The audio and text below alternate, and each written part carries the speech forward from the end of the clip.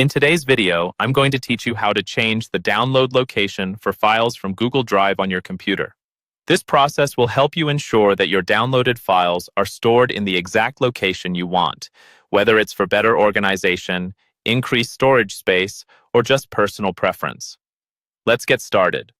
First, you'll want to open your preferred web browser.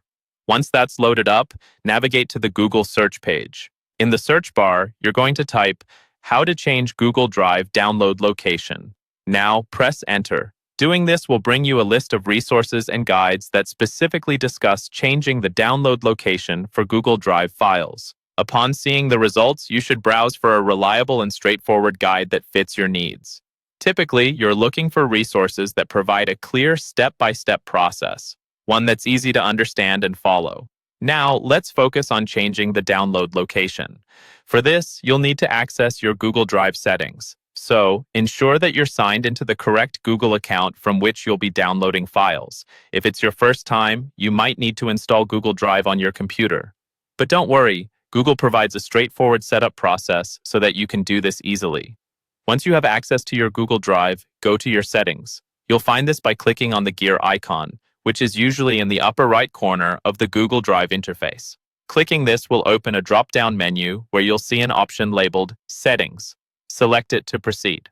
Within the Settings menu, look for the section dedicated to downloads or offline files, depending on the version of Google Drive you're using. After accessing this section, you can specify a new folder directory for your downloads. You'll typically see an option labeled Folder Location or something similar.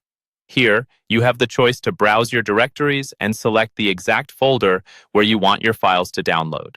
Pick the folder that best suits your need for downloading files.